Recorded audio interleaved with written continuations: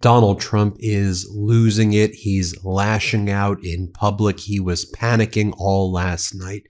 The video you saw right there, though, are students from Roosevelt High School in Minneapolis walking out to protest the Trump regime's ICE Gestapo.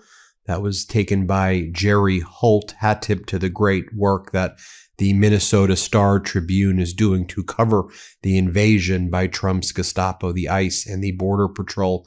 Now, Donald Trump is being resisted by high school students, by people throughout Minneapolis and St. Paul, by people throughout the United States and the world.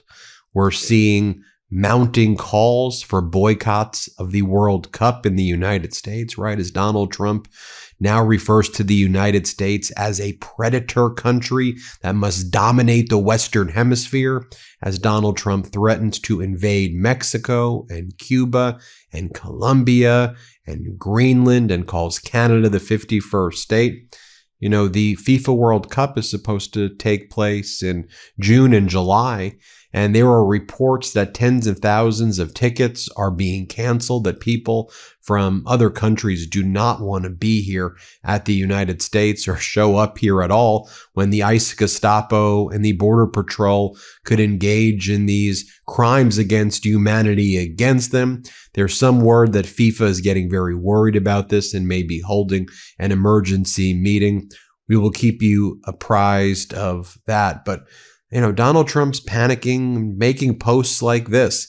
If the Supreme Court rules against him with respect to his tariffs against the world, Trump says, we are screwed. He goes, in other words, if the Supreme Court rules against the United States of America on this national security bonanza, referring to his disastrous tariffs, which have led to a recession in the job market, a recession in manufacturing that has created awful economic situations for everybody other than the richest of the rich billionaires. Trump says, we are screwed, exclamation point.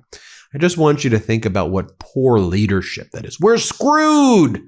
Who talks like that? If your unlawful tariffs are not allowed to persist, we're screwed.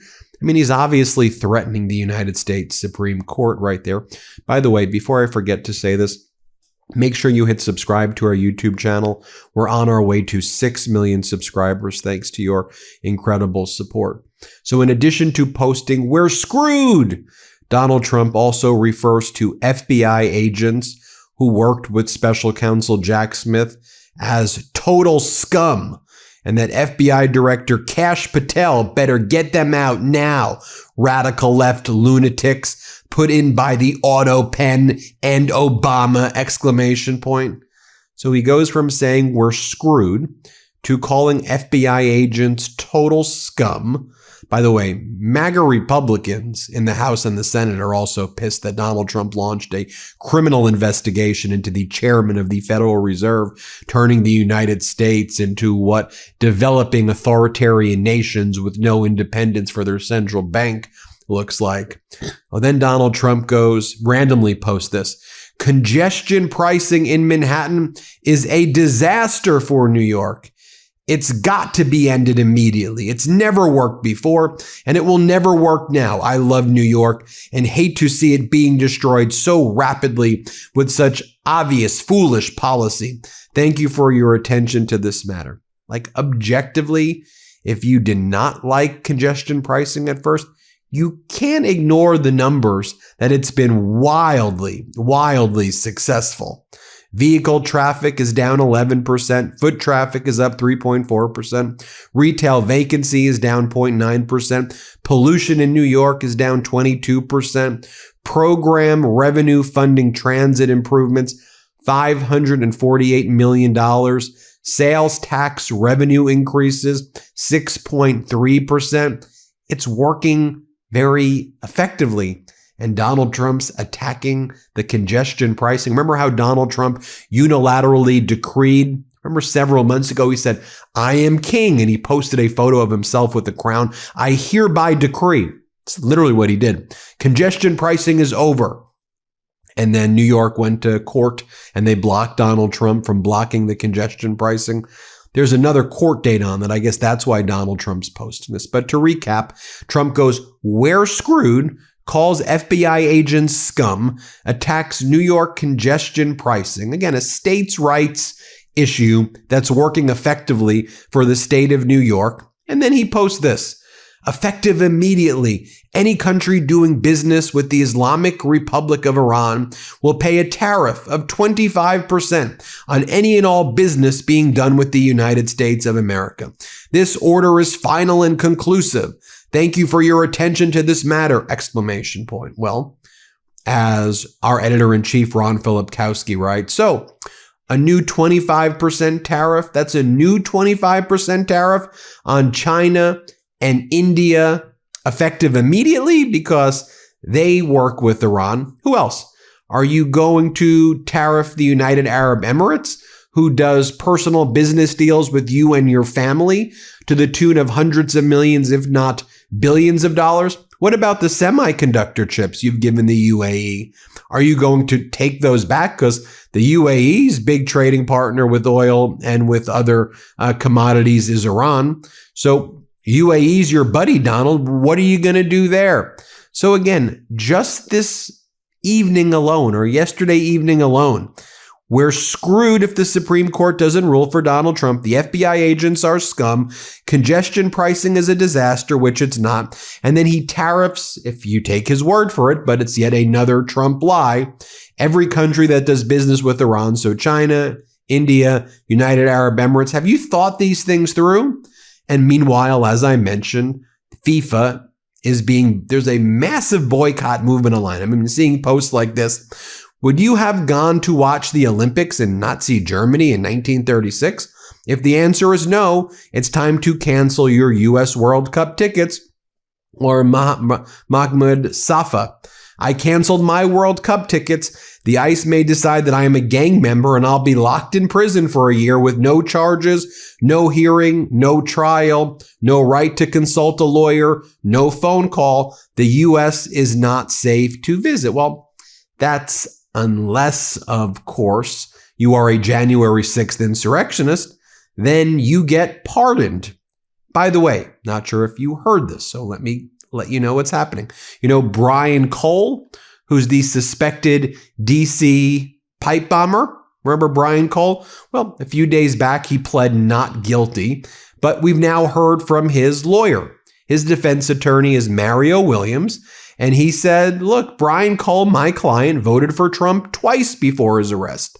He was a Trump supporter. He went out there on January 6th as a Trump supporter, and he placed these pipe bombs there.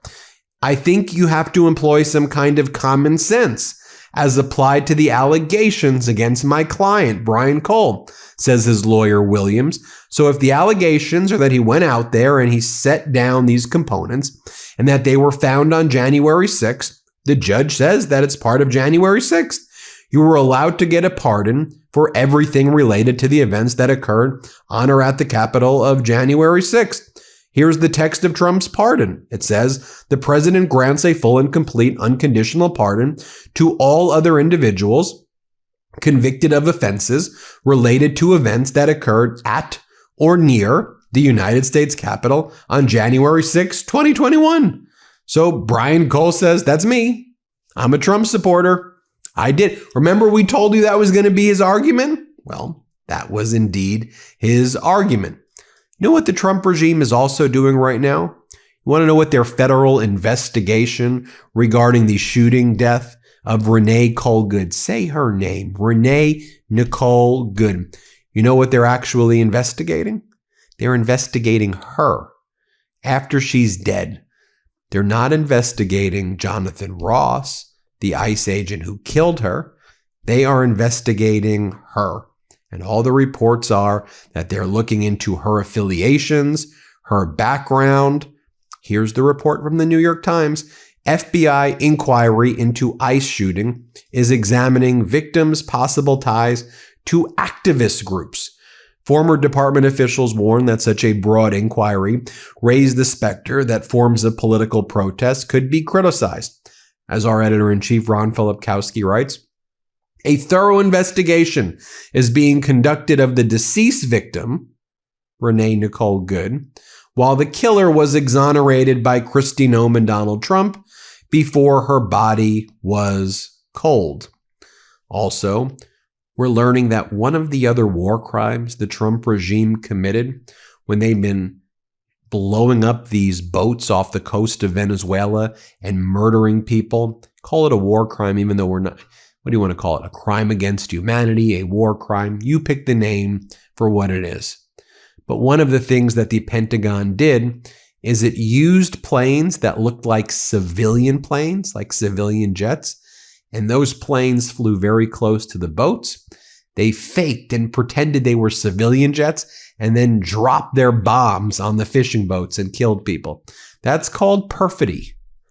Perfidy, deceit, treachery, which again is banned by the rules of war. Even accepting the Trump administration's claim that this is an armed conflict, the laws of war bar perfidy.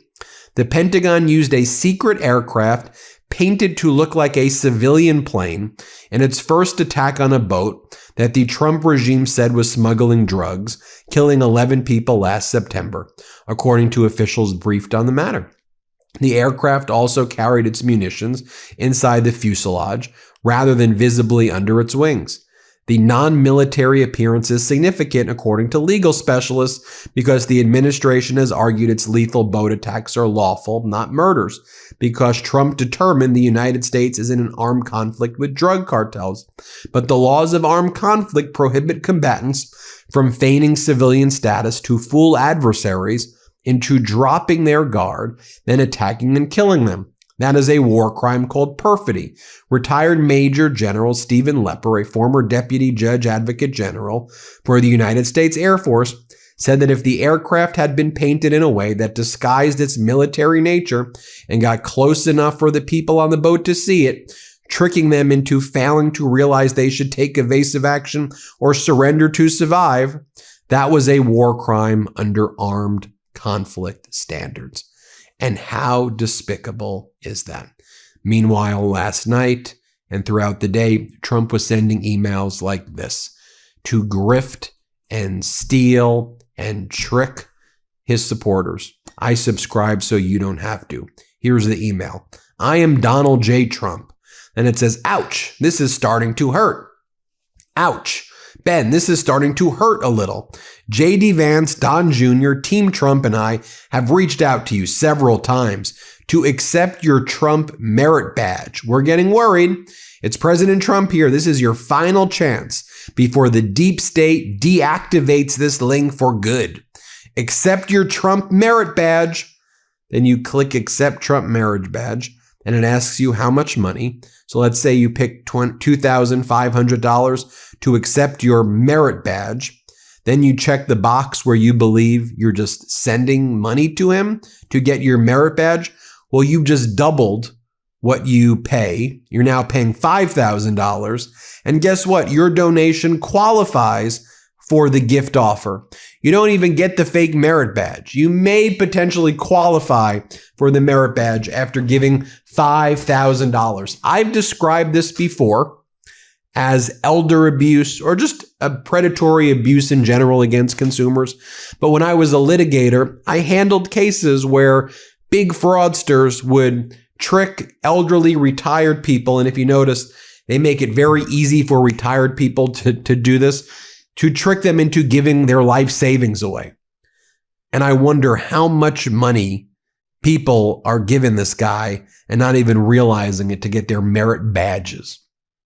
That's the news we got for you today. Keep checking in every 90 minutes or so on this YouTube channel, and we'll keep you posted. Hit subscribe. Let's get to 6 million subscribers, and thank you so much for watching. Love this video? Support independent media and unlock exclusive content, ad-free videos, and custom emojis by becoming a paid member of our YouTube channel today. You can also gift memberships to others. Let's keep growing together.